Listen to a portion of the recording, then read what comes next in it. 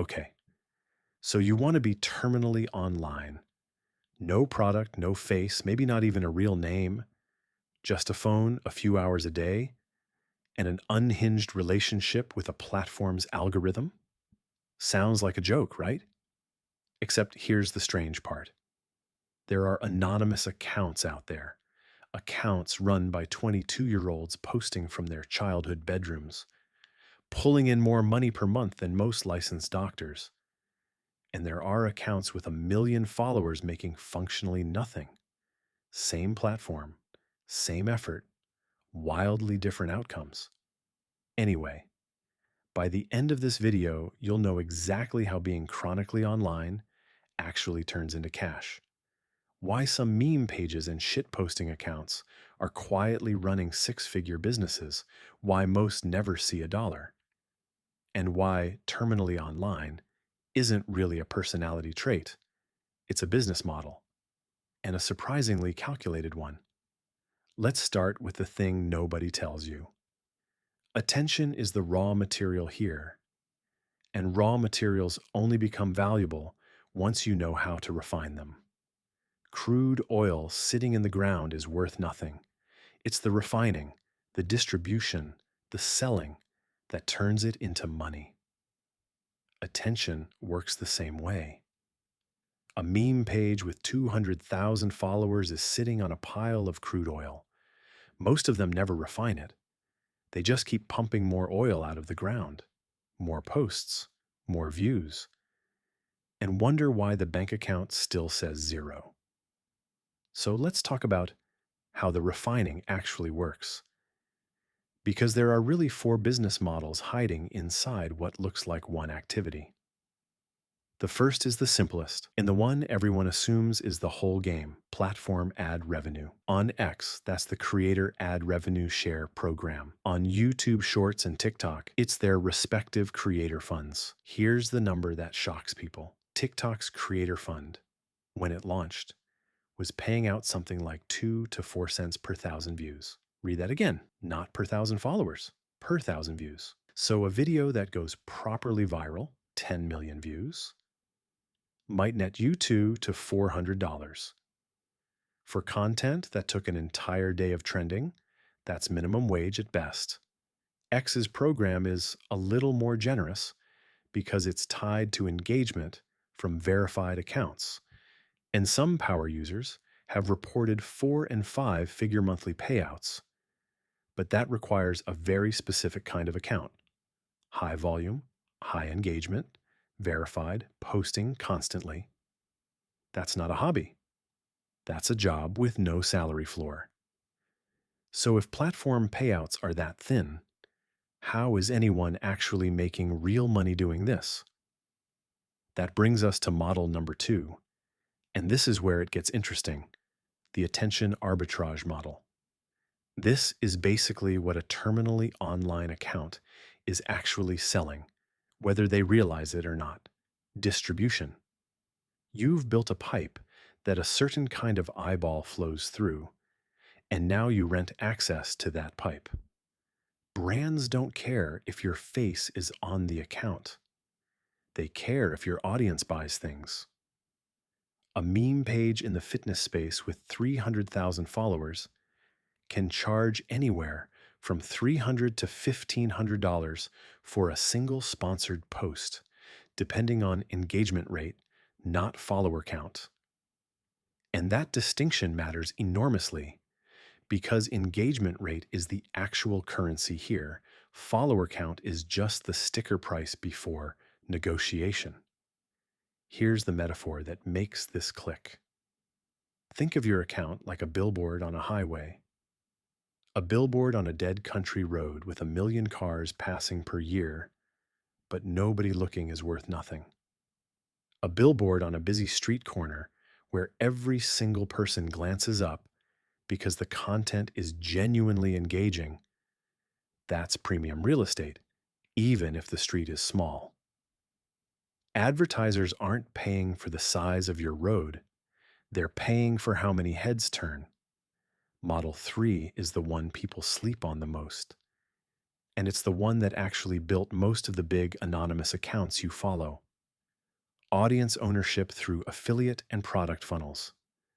This is the account that seems like it's just posting jokes or hot takes all day, but every fifth post has a link in bio. Could be an app, could be a digital product, could be a drop shipping store, could be an affiliate deal with a finance app that pays $40 to $80 per sign up. This is where the real money lives because you're no longer renting your attention out to someone else's brand for a flat fee. You're capturing the value yourself. An account that converts even 0.5% of its daily impressions into an $80 affiliate payout on an account doing 500,000 impressions a day is looking at a genuinely different income tier than an account waiting on TikTok's creator fund to hit the bank. And Model 4, the newest and honestly the most brutal, the content farm model, which isn't really about one account at all. This is where it stops being a creator and starts being an operation. Groups running 20, 50, sometimes over 100 meme or aggregation accounts simultaneously, mostly automated, mostly recycled content, chasing the platform payout math in bulk. If one account nets $40 a month from ad revenue, that sounds pathetic. If you're running 200 accounts through a semi-automated pipeline, that's $8,000 a month for what's functionally a content laundering operation. This is the unsexy, unglamorous version of the business. And it's also the version that actually resembles a real company, with virtual assistants overseas doing the posting, spreadsheets tracking which formats perform, and someone at the top who's never personally touched a single post. Now, here's where I want to slow down, because the costs side of this is where the myth completely falls apart. Everyone assumes this business has zero overhead. No inventory, no rent, no staff. What's the catch?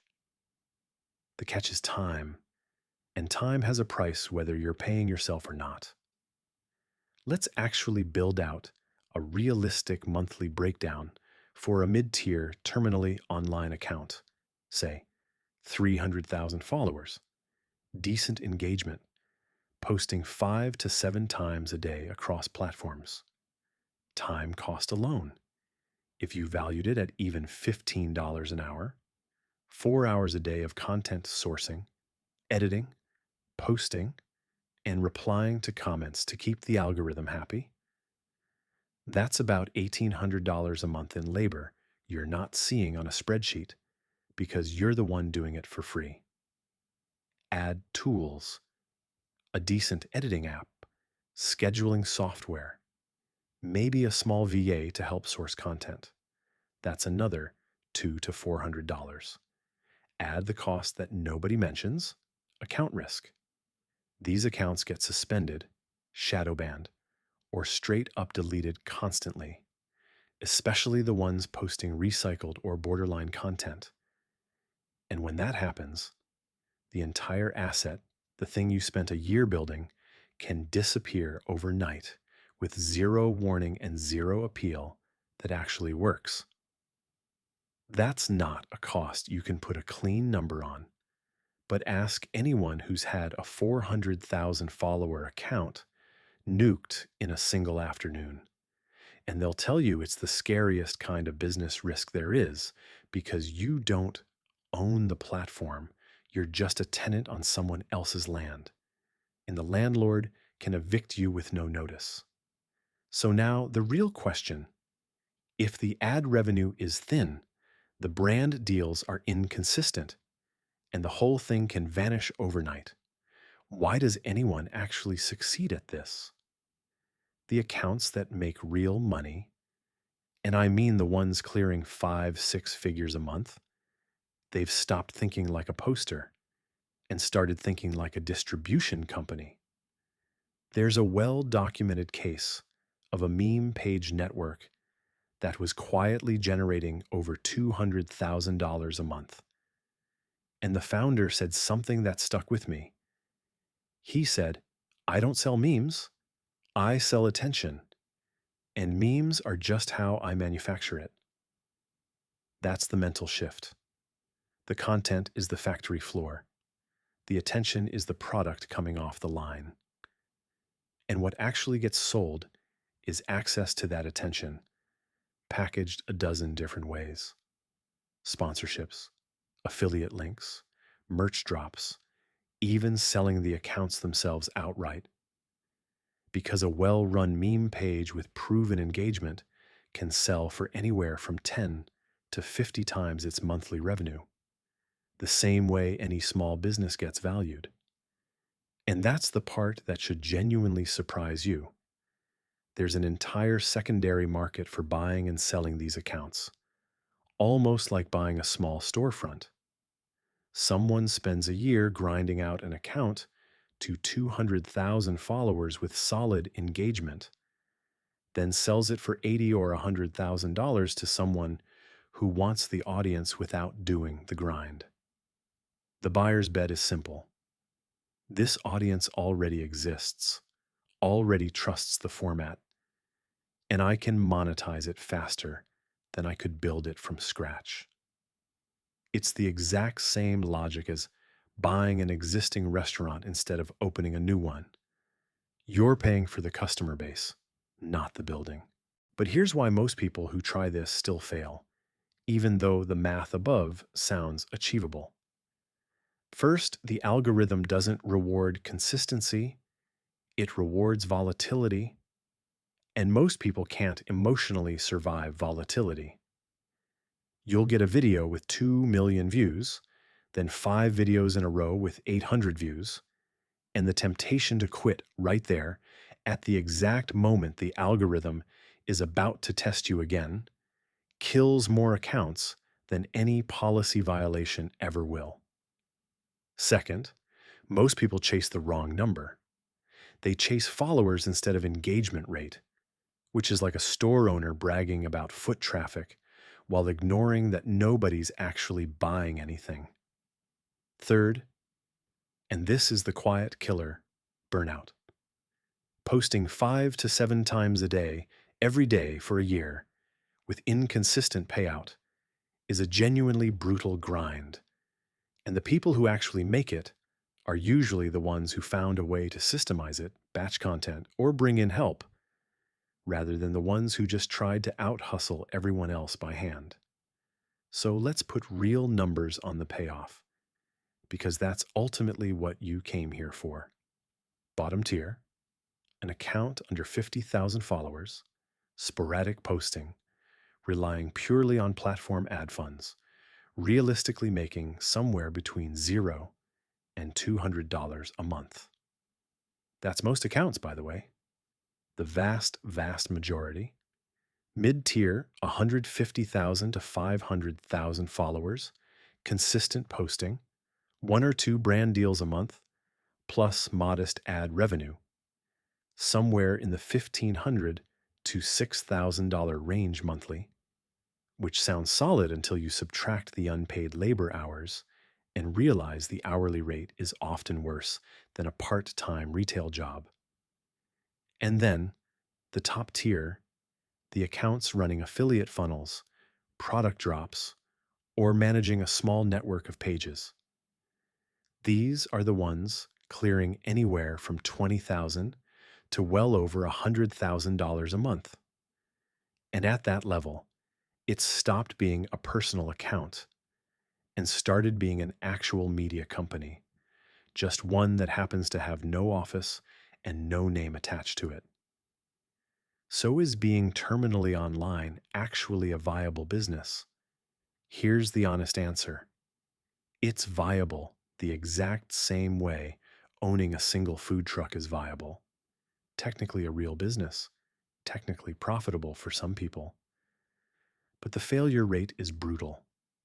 The margins for most operators are thin, and the ones who make real money almost always figured out how to turn a personal habit into a repeatable, semi-automated system rather than just grinding harder than everyone else. The algorithm doesn't pay you for being online. It pays you for being useful to it, for keeping people scrolling. And the moment you understand that distinction, you stop being a poster with a hobby and you start being what these accounts actually are underneath the memes and the hot takes, a distribution business wearing a very, very good disguise